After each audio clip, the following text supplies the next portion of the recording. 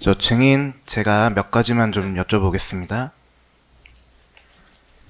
그 12월 3일 비상계엄 선포할 때 국무회의가 필요한 거 원래부터 알고 있었다라고 말씀하셨는데, 그러면 그 총리인 피고인을 대통령실로 부를 때 나머지 국무위원들도 좀 여유롭게 불렀으면 뭐 22시경에는 원래 계획대로 선포할 수 있었을 것으로 보이는데요.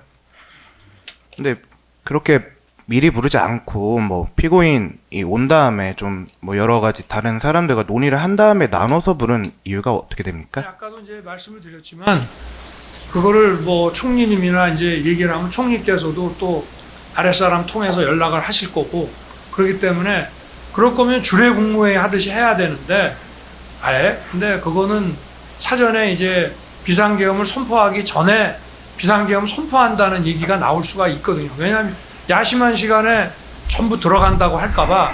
그래서 그 국무위원들을 연락하고 대통령실에 오는 과정도 대통령실에 간다고 절대 누구한테 알리지 말고 들어오시라 하고, 대통령실에 들어오는 이 과정도 경호처를 통해서 보안 손님으로 해서 별도 문으로 해서 이렇게 들어오시게 보안 조치를 했기 때문에 그렇게 했습니다.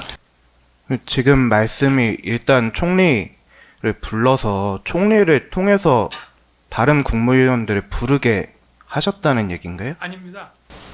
뭐 총리께서도 전화할 수 있지만 하여튼 저 한 분 한 분 다 이렇게 보안 손님으로 모시기 위해서 이렇게 따로 연락을 했습니다. 혹시 비상계엄 선포하면 네. 증인은 대통령이었고 피고인은 총리였는데 서로 어떤 역할을 수행하게 됩니까?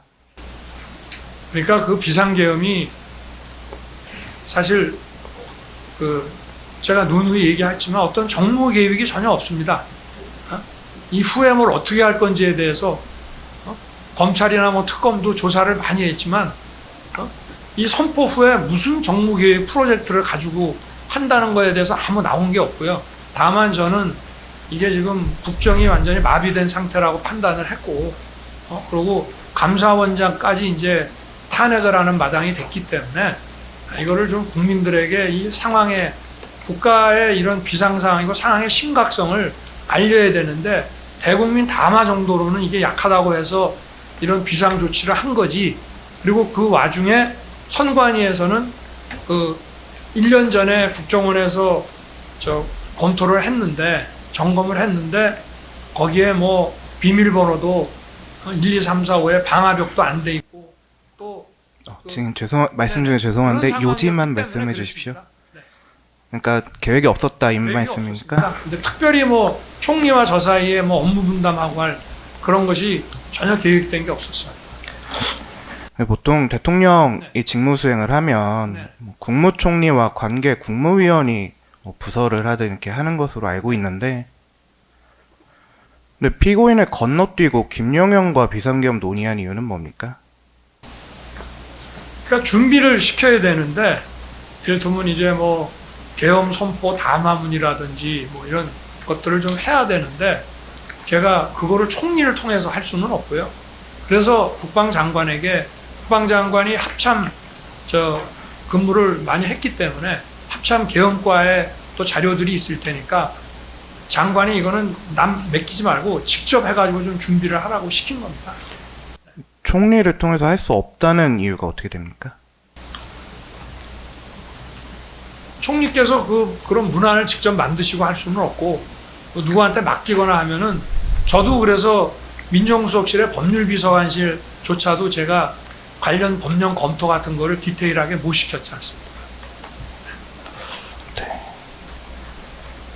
그 추가로 온 국무위원들 뭐 송미령, 최상목, 조규용 뭐 장관들 등등이 있는데 그 증인이 직접 한 명 한 명 골랐습니까?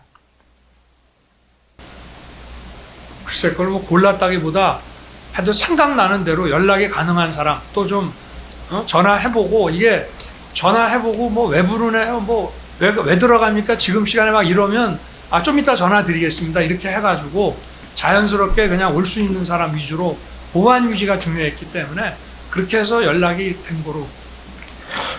그 누굴 부르기로 했는지 아니면 불렀는지에 대해서 피고인 총리에게 얘기한 적 있습니까? 글쎄 뭐 하여튼 생각나는 대로 저 국무회의 요건을 맞추는데 필요한 사람들을 연락을 했습니다. 네. 원래는 이거 하려고 그러면은 주례거치 하려고 그러면은 카톡이나 이런 거로 일시에 쫙 알리면 되는데 그렇게 하기 어려웠기 때문에 그렇게 했습니다. 그 강희구가 국무회의 끝나고 뭐 백지 용지에다가 국무위원들 서명을 받아서 나중에 행안부로 보내려고 했다 아까 이렇게 말씀하셨는데 뭐 누구한테 뭐 권유나 뭐 이런 걸 받았다고 했습니까? 강희구가? 아니요, 강희구도 공무원 생활을 오래 했기 때문에 뭐 행안부에 참석자 명단을 알려주려고 하면 그래도 서명 받아가지고 참석한 사람들이 이렇게 참석했다는 서명을 받으면은 그렇게 해서 붙여서 보내주는 게 자기는 맞다고 생각하고 그렇게 한 거로 알고 있습니다. 나중에 비상계엄 선포문에 서명 요구할 때도 강희구 씨가 선포문에요? 예, 뭐 그 총리와 김용현 장관이 이미 서명했기 때문에 대통령도 서명하시죠. 네. 세 명이 이렇게 뭐 예. 부서 형식 같이 이렇게 한 거 말이죠. 네. 예, 그것도 뭐 누구의 지시를 받았다거나 뭐 권유를 받았다거나 이런 얘기는 안 했습니까? 그런 얘기가 전혀 없었습니다. 그래서 제가 아까도 말씀드렸지만 이걸 왜 이런 걸 네가 하냐.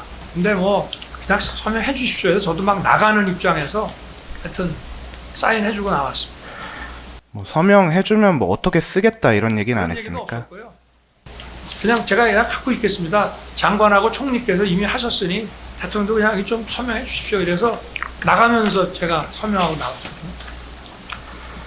아까 스쳐가는 얘기로 네. 뭐 피고인이 옛날 계엄을 생각하고 반대한 것 같다 이렇게 말씀하셨던 것 같은데요. 그래서 국무위원들이 다 그런 식의 생각을 좀 가지고 있는 것 같아서요. 네. 옛날 계엄이라는 게 뭡니까? 좀 아무래도 군이 뭐 한 몇만 명 투입이 되고 뭐 이런 옛날 계엄이라는 게 이제 뭐 집회 시위 같은 게 막 일어나고 그런 게 막 저 사회 혼란을 야기하고 하면은 대단위로 막 군이 투입돼 가지고 하는 그런 계엄들 이제 저희만 해도 학교 다닐 때 그런 거를 이제 봤기 때문에 그런 거를 이제 생각하시는 것 같아서 이제 제가 하여튼 걱정하지 말라는 취지로 저는 얘기를 했습니다. 그럼 이번 계엄은 옛날 계엄과 다르다 이렇게 설명하셨습니까? 글쎄 그거는 이제 곧 알게 될 거고 제가 걱정하지 말라는 취지. 뭐 예를 들면 우방국 문제나 뭐 금융시장 문제 그러면 그냥 걱정하지 말라고 했지. 뭐 이거 어차피 이거는 오래 못 가는 거니까 걱정하지 마. 이런 얘기는 어차피 좀 있으면 알게 될 텐데 그리고 그걸 미리 얘기하는 것은 그 상황에서는 좀 적절하지 않았기 때문에 걱정하지 말라 이런 취지로만 얘기했습니다. 그럼 총리나 다른 국무위원들이 뭐 어떻게 걱정을 안 하냐, 왜 걱정을 안 해도 되냐 이렇게 안 물어봤습니까? 글쎄 뭐 그렇게까지 뭐 질문을 한 기억은 없습니다. 저한테. 네, 국회에서 비상계엄이 해제된 이후에 네. 정인이 비상계엄 다시 하면 된다 이렇게 말한 적이 있습니까? 비상계엄을 어떻게 다시 하겠습니까? 저는 그게 진짜 말이 안 된다고 생각합니다. 그렇게 말한 적이 없습니까? 네. 네, 더 물어볼 게 있습니까? 저 증인 제가 한 가지 빼먹어서 한 가지만 추가로 여쭤보고 끝내겠습니다. 그 추경호 원내대표랑 통화하셨다고 아까 말씀하셨죠? 그래서 상의를 미리 못해서 미안하다 이렇게 얘기했다고 하셨는데 맞나요? 그런 취지로 얘기를 했습니다. 추경호는 뭐라던가요? 뭐 거기도 제가 오래 안 갈 거니까 걱정하지 말라는 하여튼 뭐 이 계엄에 대해서는 걱정하지 말라는 사전에 얘기 못해 미안하고 여기에 대해서 하여튼 너무 걱정하지 마라 내가 하여튼 잘 하겠다 그런 얘기를 했고 그런 것 같습니다. 그러고 뭐 이제 여야 무슨 원내 협상 진행하고 했던 뭐 그런 얘기들도 좀 하고 그랬던 것 같습니다. 추경호가 걱정하고 있었습니까? 아니 제가 그렇게 얘기를 했죠. 네. 이게 왜냐하면 이제 계엄이라고 하니까 또 정치인들은 또 뭐 자기들이 어떻게 되는지 뭐 이런 걱정 혹시 조금 할 수 있지 않겠습니까? 그래서 그런 얘기를 제가 한 것 같습니다.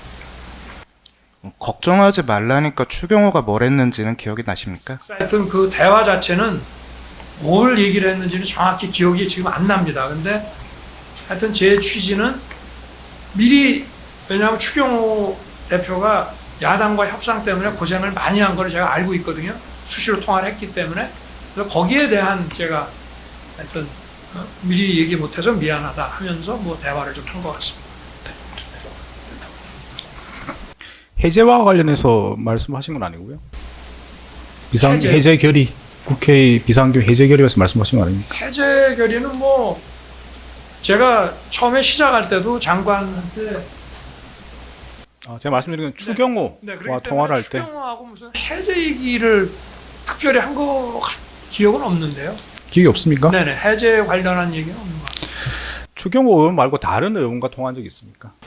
비상계엄 그래서 후에. 제가 그때 뭐 하여튼 야당과의 이런 어떻게 보면 뭐 협의와 이런 대결 이런 거에 고생을 좀 했다고 생각하는 사람이 저 추경호와 나경원이었는데, 나경원 의원한테도 전화가 왔는지 제가 했는지 통화를 한 기억이 있거든요. 무슨 이야기를 했습니까?